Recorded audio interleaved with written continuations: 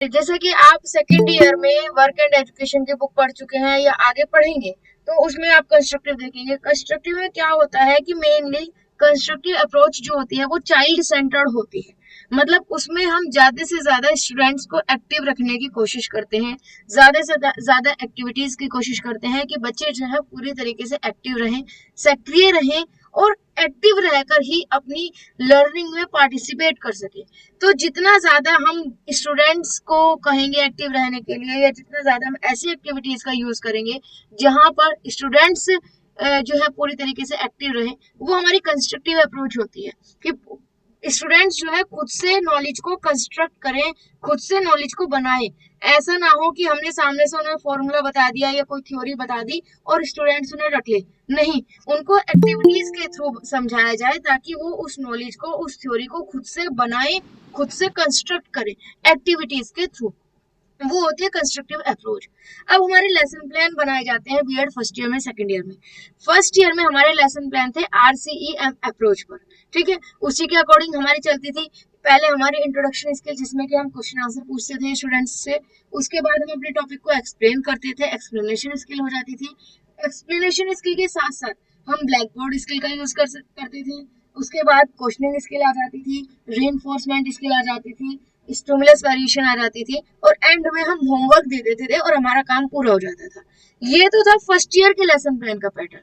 लेकिन second year में आपने देखा होगा कि आपके कॉलेज में कहा गया होगा कि आपको 5E लेसन प्लान बनाने हैं या फिर कंस्ट्रक्टिव अप्रोच पर बनाने हैं। कंस्ट्रक्टिव अप्रोच, जैसे कि मैंने अभी बताया कि स्टूडेंट्स को ज्यादा से ज्यादा एक्टिव रखना है, तो उसी में ही एक मॉडल आता है जिसको हम कहते हैं 5E मॉडल।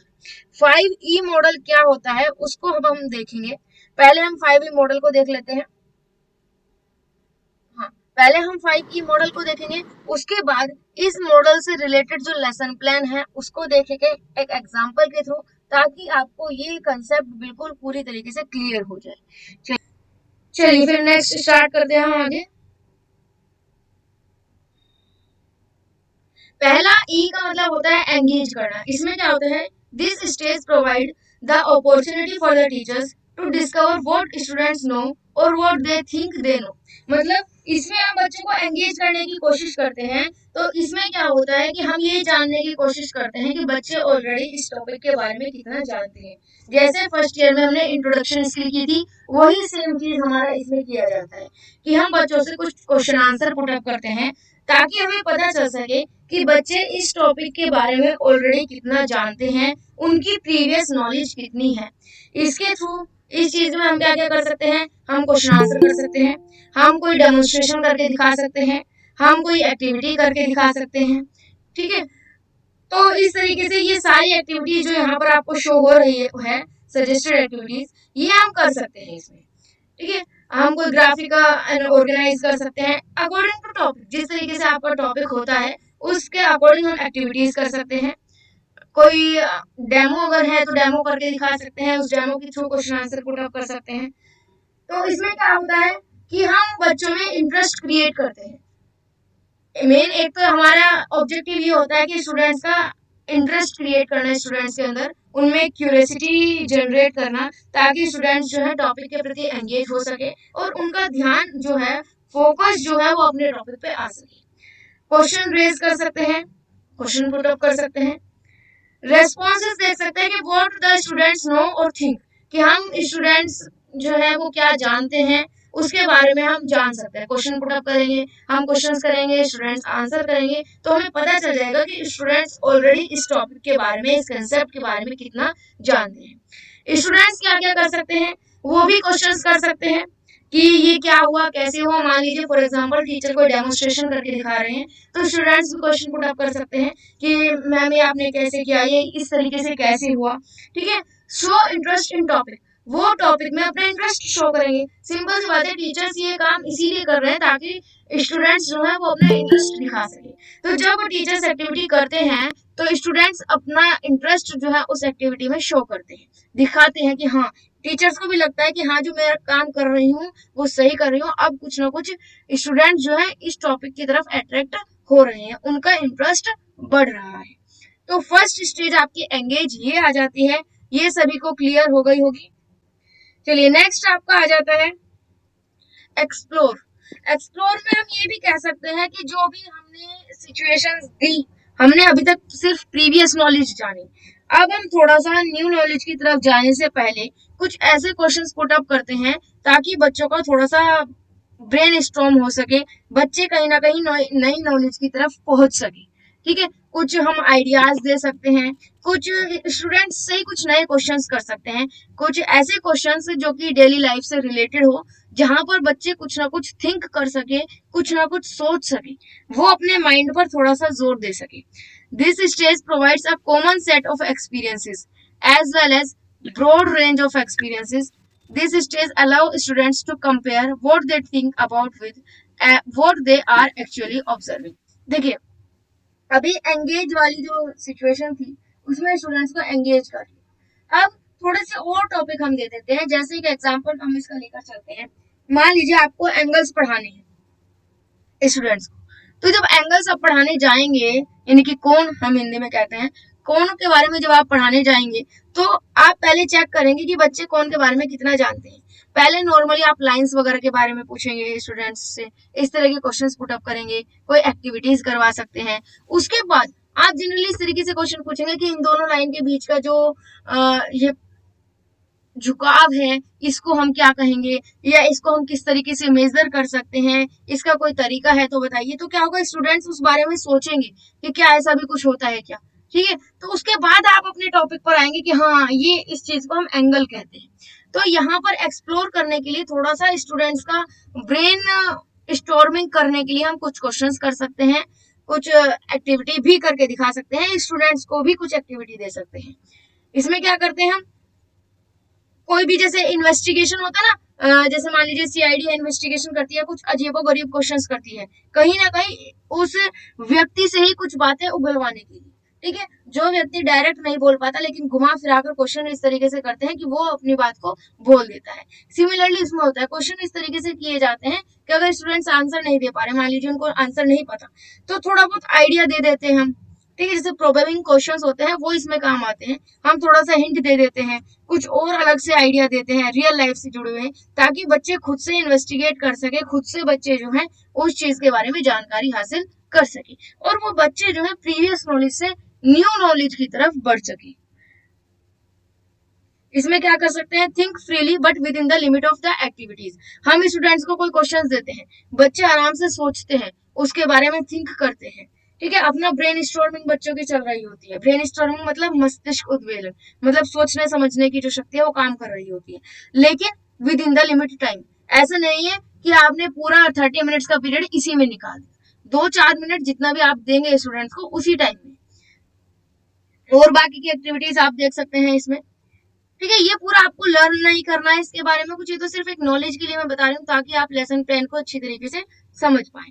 इसके बाद आपका आता है एक्सप्लेन। अब आपने थोड़ा बहुत बच्चों के ब्रेन स्टॉर्मिंग भी कर ली, कहीं ना कहीं बच्चे जो है न्यू कंसेप्ट के करीब तक आ जाते हैं। अब आप पूरी तरीके से न्यू कंसेप्ट को एक्सप्लेन कर देंगे कि हम एंगल की बात कर रहे हैं, ये जो दो रेखाओं के बीच का झुकाव होता है इसको हम कोण कहते हैं, और कोण इतने तरह के होते हैं अलग अलग, जो भी हमें एक्सप्लेन करना है टोटली हम उस चीज को एक्सप्लेन कर लेते हैं।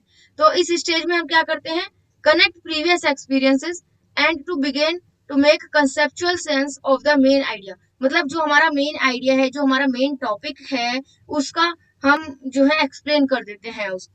ठीक है, प्रीवियस नॉलेज को आगे बढ़ाते हुए न्यू नॉलेज से कनेक्ट कर देते हैं। इसमें क्या होता है, एक्सप्लेन पॉसिबल सॉल्यूशन और आंसर टू अदर्स। जो आपने प्रॉब्लम क्रिएट की थी स्टूडेंट्स के सामने एक्सप्लोर स्टेज में, सेकंड स्टेज में जो प्रॉब्लम क्रिएट की थी उसको अब आप एक्सप्लेन करेंगे जितना ज्यादा हो सके। ठीक है, इसके बाद आ जाता है एलिब्रेट। आपने एक्सप्लेन कर दिया कि इस तरह के एंगल होते हैं, ठीक है, इनके झुकाव को एंगल्स कहते हैं। अब आप न्यू सिचुएशंस क्रिएट करेंगे कि एंगल जो है अगर बिल्कुल सीधा हो, स्ट्रेट हो, तो इस एंगल को हम क्या नाम देंगे। ठीक है, इस तरीके से अलग धीरे धीरे आप जो है और एलोब्रेट करेंगे कि आपके पास कितने सारे एंगल्स होते हैं, अलग अलग तरह के होते हैं। उनको एलोब्रेट करने के लिए वो आपका एक्सपेंड में आ जाएगा, यानी कि अपनी नॉलेज को और ज्यादा डिटेल में एक्सपेंड करते हैं, आगे बढ़ाते हैं। इसमें क्या करते हैं, स्टूडेंट्स अप्लाई और extend the concept in new situation.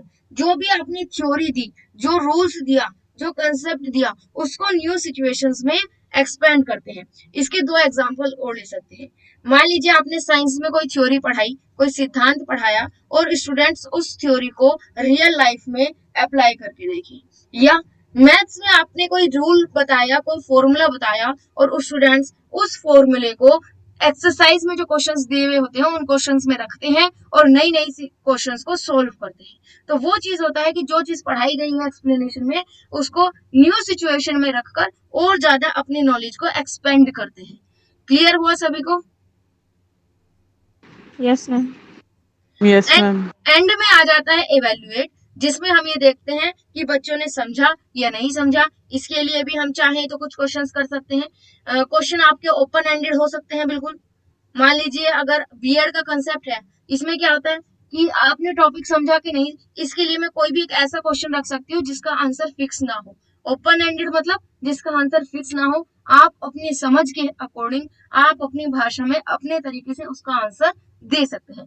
तो हम ज्यादातर इसमें ओपन एंडेड क्वेश्चंस करते हैं। बाकी टॉपिक पर डिपेंड करता है कि टॉपिक क्या है, सब्जेक्ट क्या है, उसमें जिस तरीके के क्वेश्चन बन सकते हैं। हम सिर्फ ये चेक करते हैं कि स्टूडेंट्स ने जो हमें समझाना था वो समझाया या नहीं। इसका एग्जाम्पल हम दे सकते हैं। मान लीजिए आपने गति के बारे में पढ़ाया, ठीक है, या आपने ग्रेविटेशनल फोर्स के बारे में पढ़ाया, कोई भी एक्सपेरिमेंट के बारे में बताया, तो इवैल्यूएट में आप क्या करते हैं, आप स्टूडेंट्स से पूछते हैं कि खुद से कोई नया एक ऐसा एग्जाम्पल बताओ जहां पर हम इस सिचुएशंस को क्रिएट कर सकते हैं या इस सिचुएशन को अप्लाई कर सकते हैं। तो इस तरीके के क्वेश्चंस हो जाते हैं इवैल्यूएशन में। इसमें आप होमवर्क दे सकते हैं, जो आपने परफॉर्मेंस बच्चों की हुई उसको असेस कर सकते हैं कि कितना बच्चों ने पढ़ा, कितना जाना है, उसके लिए क्वेश्चन पुट अप कर सकते हैं। तो ये आपके 5E प्लान होते हैं। 5E का मतलब ये 5E से हमारा लिया गया है। आपके सामने फिर एक बार engage, explore, explain, elaborate, evaluate. अब अगर इसको फर्स्ट ईयर से कंपेयर करते हैं तो फर्स्ट ईयर में जो आप इंट्रोडक्शन स्किल करते थे, इंट्रोडक्शन स्किल आपकी एंगेज में आ जाएगी, ठीक है। एंगेज में क्या आ जाएगी, आपकी इंट्रोडक्शन स्किल। उसके बाद एक्सप्लोर में आप कुछ एक दो क्वेश्चंस और कर सकते हैं या एक्टिविटी कर सकते हैं ताकि बच्चों से थोड़ा सा और ब्रेन स्टॉर्मिंग हो सके। एक्सप्लेन में आपकी एक्सप्लेनेशन स्किल आ जाएगी जो कि फर्स्ट ईयर में आती थी। एलिब्रेट में कोई आप टॉपिक हो सकता है, कोई रियल लाइफ से जुड़ा हुआ एग्जाम्पल हो सकता है। और इवेल्युएट में आप कोई भी क्वेश्चन आंसर कर सकते हैं। क्वेश्चनिंग स्किल एक तरीके से आपकी आ सकती है इसमें, या होमवर्क आ सकता है। यहाँ तक क्लियर हो गया होगा आप सभी को। अब मैं एक प्लान आपको दिखाती हूँ जिसमें कि आपको बाकी सारी चीजें भी क्लियर हो जाएंगी। ये आपके सामने साइंस का एक प्लान है सेकेंड ईयर का कंस्ट्रक्टिव अप्रोच पर। यहाँ पर आपको हेडिंग हो सकता है अलग दिखे, लेकिन आप 5E के अकॉर्डिंग भी हेडिंग डाल सकते हैं, मतलब उनका वही है। सबसे पहले आपने देखी थी 5E में एंगेज करना, ठीक है। एंगेज करने के लिए हम क्या करते हैं, एंगेज करने के लिए हम स्टूडेंट्स से उनके प्रीवियस नॉलेज के बारे में जानते हैं कि वो ऑलरेडी कितना जानते हैं, उनको इंटरेस्ट करने की कोशिश करते हैं, ठीक है, उनका इंटरेस्ट गेन करने की कोशिश करते हैं। उसके लिए हम क्वेश्चन पुट अप कर सकते हैं, एक्टिविटी कर सकते हैं। तो कहीं ना कहीं जो भी हम क्वेश्चंस पुट करते हैं या कोई एक्टिविटी करते हैं, वो उनके रियल लाइफ से जुड़े हुए क्वेश्चंस पूछते हैं। वो ऐसे क्वेश्चंस पूछते हैं जिनका हमें पता है कि वो ऑलरेडी जानते हैं इसके बारे में, तो वो नॉलेज उनके पास कॉन्क्रीट फॉर्म में होती है। तो इसीलिए हम इसको फर्स्ट पॉइंट को मूर्त अनुभव या कॉन्क्रीट एक्सपीरियंस भी कह सकते हैं। इनको आप चाहे तो, अगर आप पेंसिल कॉपी ले रहे हो तो आप लिख भी सकते हैं कॉपी पेन ले रहे हो तो, ठीक है। तो इसको मूर्त अनुभव या कॉन्क्रीट एक्सपीरियंस भी हम इसको कह सकते हैं। और 5E के अकॉर्डिंग डालना हो तो ये पॉइंट आपका बन जाएगा एंगेज, ठीक है। इसमें क्या होता है, हम प्रीवियस नॉलेज से रिलेटेड कुछ क्वेश्चंस पूछते हैं ताकि स्टूडेंट्स जो है वो रेडी हो सके। तो यहाँ पर आप देख सकते हैं टीचर्स ने क्वेश्चंस पूछे कुछ और स्टूडेंट्स ने उनके आंसर दिए। अब इस पूरे एक्टिविटी में आपने जो भी टीचिंग एड यूज किए हो, कोई डेमो करके अगर स्टूडेंट्स को दिखाया हो, तो वहाँ आप टीचिंग एड्स में लगा सकते हैं। जैसे यहाँ पर आपका लेसन प्लान किस टॉपिक पर है, केमिस्ट्री का लेसन प्लान है और हमें मिश्रण के बारे में बताना है, ठीक है। मिश्रण में हमने नॉर्मली क्वेश्चन पूछा कि जब हमें प्यास लगती है हम क्या पीते हैं, तो स्टूडेंट्स ने नॉर्मली बता दिया पानी पीते हैं। खीर को मीठा बनाने के लिए इसमें क्या यूज करते हैं, चीनी डालते हैं। चीनी को जब पानी में मिलाया जाता है तो क्या होता है, चीनी पानी में घुल जाती है। यदि इस मिश्रण में रेत मिलाई जाए तो क्या वह घुलेगी? नहीं घुलेगी। ठीक है, तो इसको करने के लिए एक्टिविटी भी हमने साथ साथ करके स्टूडेंट्स को दिखा दी। अब नेक्स्ट आता है हमारा, क्या आया था बताइए सभी, सेकंड पॉइंट क्या था? एक्सप्लोर। इसमें क्या करते हैं हम, थोड़ा सा और स्टूडेंट्स को नई नॉलेज की तरफ लेकर जाते हैं, जो हमें पढ़ाना होता है टॉपिक उसकी तरफ थोड़ा सा लेकर जाते हैं। कुछ ऐसे क्वेश्चंस पूछते हैं जहां पर स्टूडेंट्स को थोड़ा बहुत सोचना पड़े, थोड़ा बहुत दिमाग लगाना पड़े। ठीक है, तो यहाँ पर हमने क्वेश्चंस पूछा, इसीलिए इस पॉइंट को कहते हैं अवलोकन तथा चिंतन, रिफ्लेक्शन कह सकते हैं हम इसको, थिंकिंग एंड रिफ्लेक्टिंग। मतलब स्टूडेंट्स थिंक करते हैं, सोचते हैं। तो हमने स्टूडेंट्स ने से पूछा कि क्या रेत व पानी के मिश्रण को दोनों अवयव, मतलब रेत और पानी दोनों अलग अलग दो अवयव हो गए, इन दोनों को अलग अलग देखा जा सकता है? स्टूडेंट्स थोड़ा सा सोचेंगे, बताएंगे जी हाँ। क्या इन अवयवों को अलग अलग किया जा सकता है? हाँ किया जा सकता है। कैसे किया जा सकता है? तो वो बताएंगे छान कर या निथार कर। अगर स्टूडेंट्स रिप्लाई कर देते हैं तो बेस्ट है, नहीं करते हैं तो आप उनके आंसर को पूरा करके इस चीज को पूरा कर देंगे। साथ में जो एक्टिविटी की वो आपने यहाँ पर टीचिंग एड्स में दिखा दी। नेक्स्ट चलते हैं, थर्ड ई आपका क्या था? एक्सप्लेन। अब आपने इस चीज को पूरी तरीके से एक्सप्लेन कर दिया। अब जो आप एक्सप्लेन कर रहे हैं वो मिश्रण के बारे में, इसके बारे में स्टूडेंट्स ऑलरेडी कुछ नहीं जानते। ठीक है, तो ये कहीं ना कहीं स्टूडेंट्स के लिए अमूर्त अवधारणा कहलाती है, या कहें तो एब्स्ट्रैक्ट नॉलेज कहलाती है, क्योंकि स्टूडेंट्स इसके बारे में अभी तक कुछ भी नहीं जानते थे। अभी तक ये नॉलेज स्टूडेंट्स के लिए अमूर्त है, एब्स्ट्रैक्ट है, इसलिए इस पॉइंट को हम अमूर्त अवधारणा भी कह सकते हैं। और 5E के अकॉर्डिंग आप लिखें तो इसको एक्सप्लेन या व्याख्या भी लिख सकते हैं। इसमें मिश्रण के बारे में पूरी तरीके से आपने एक्सप्लेन कर दिया, उसकी कैरेक्टरिस्टिक्स जो भी आपको बतानी थी, जो एक्सप्लेन करना था वो एक्सप्लेन कर दिया। अब एक्सप्लेनेशन के टाइम पर स्टूडेंट्स केवल और केवल आपको सुनेंगे, जो भी आप कह रहे हैं आपको सुनेंगे। अगर आप कोई एक्टिविटी कर रहे हैं तो आपको देखेंगे ध्यान से, आपकी एक्टिविटी को ध्यान से देखेंगे। जो एक्टिविटी यूज की, कोई चार्ट पेपर यूज किया तो वो सब आप टीचिंग एड में लगा देंगे। फोर्थ ई क्या था आपका? एलोबरेट करना। मतलब जो आपने नॉलेज दी आपने स्टूडेंट्स को, उसको थोड़ा सा और न्यू सिचुएशंस में रखेंगे। ठीक है, तो नवीन परिस्थितियों में परीक्षण करते हैं। फोर्थ पॉइंट आ गया, न्यू सिचुएशन स्टूडेंट्स के सामने क्रिएट करते हैं, जो टॉपिक आपने पढ़ाया उस टॉपिक से रिगार्डिंग, उस टॉपिक से रिलेट करके। ठीक है, यहाँ पर आपने देखा नमक व पानी को घोल किस प्रकार का मिश्रण है। आपने ऊपर अभी सब कुछ बताया। ठीक है, आपने ऊपर मिश्रण के बारे में बताया, ये भी बताया कि मिश्रण दो तरह के होते हैं, समांगी विषमांगी, वो कौन कौन से होते हैं, उनकी क्या कैरेक्टरिस्टिक्स होती है, सब बताया। अब जो आपने बताया उससे रिलेटेड नई आपने सिचुएशन क्रिएट कर दी कि अगर हम नमक और पानी को एक जगह घोले तो ये मिश्रण किस तरीके का मिश्रण होगा। तो स्टूडेंट्स सोचेंगे ऊपर आपकी जो एक्सप्लेनेशन है उसके अकॉर्डिंग और बताएंगे कि समांगी मिश्रण है। ठीक है, उसके बाद आप कुछ क्वेश्चंस और पूछेंगे। तो ये क्या है, जो नॉलेज आपने पढ़ाई, जो इन्फॉर्मेशन आपने पढ़ाई, उसको आप न्यू सिचुएशंस में अप्लाई करवा रहे हैं, रियल लाइफ में अप्लाई करवा रहे हैं। लास्ट में आपका आ जाता है इवेल्युएशन करना, यानी कि आप मूल्यांकन करते हैं कि स्टूडेंट्स ने जो हमने पढ़ाया वो समझा कि नहीं समझा। इसमें आप क्वेश्चन आंसर पुटअप कर सकते हैं या होमवर्क दे सकते हैं। तो यहाँ पर देखिए क्वेश्चन दे दिया कि 2 बर्तन लीजिए, एक बर्तन में आप समांगी मिश्रण, दूसरे में विषमांगी मिश्रण बनाइए, उनकी विशेषताओं को अपनी उत्तर पुस्तिका में लिखिए। बिल्कुल अलग न्यू सिचुएशंस आपने जो है स्टूडेंट्स को दे दी, तो वो नेक्स्ट टाइम जब होमवर्क करके लेकर आएंगे तब वहां पर आप इवेल्युएट करा पाएंगे कि हाँ हमने जो पढ़ाया था टॉपिक उसको स्टूडेंट्स ने पूरी अच्छी तरीके से क्लियरली समझ लिया है। तो ये था हमारा 5E लेसन प्लान, जो कि कंस्ट्रक्टिविस्ट के अंदर आता है, या कहीं कंस्ट्रक्टिव अप्रोच के अंदर आता है। कंस्ट्रक्टिव अप्रोच के अंदर और भी बहुत सारे मॉडल आ सकते हैं, उसी में से एक है 5E मॉडल।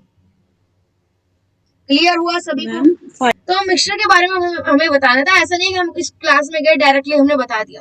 हमने पहले तो प्रीवियस नॉलेज को जानने की कोशिश करी स्टूडेंट्स की क्या है, उसके बाद कुछ ऐसे क्वेश्चंस करें ताकि हम न्यू नॉलेज की तरफ थोड़ा सा बढ़ सके, या बच्चों का ब्रेन थोड़ा सा ब्रेन स्टॉर्मिंग हो सके, बच्चे कुछ सोच सके, ताकि जब हम नई नॉलेज को पढ़ाएं तो उनको बिल्कुल क्लियर समझ में आ जाए। तो हमने न्यू नॉलेज से रिलेटेड कुछ क्वेश्चंस पूछे, बच्चों ने थोड़ा माइंड लगाया, उन्होंने आंसर दिया। कुछ नहीं दे पाएंगे तो उसको हाफ पूरा कर देंगे, फिर अपनी तरफ से एक्सप्लेन कर देंगे।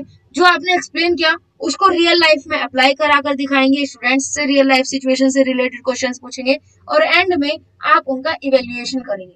इवेल्युएशन के लिए आप होमवर्क दे सकते हैं या वही की वही क्वेश्चन आंसर भी पुट अप कर सकते हैं। तो ये आपका 5E प्लान था। अब यहाँ पर अगर आप देख सकते हैं सेकेंड ईयर के सभी लेसन प्लान के जो पीडीएफ्स हैं, सैंपल्स है, वो यहाँ पर आपको मिल जाएंगे। देखिए नीचे से हम चलते हैं एक बार।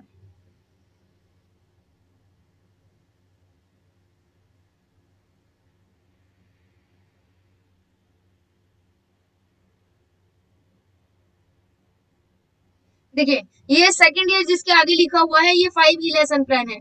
SST, English, Hindi, science, commerce,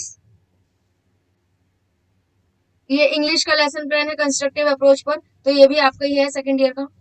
Hindi का लेसन प्लान कंस्ट्रक्टिव अप्रोच पर, तो मतलब सभी सब्जेक्ट्स के हैं, हिंदी, इंग्लिश, साइंस,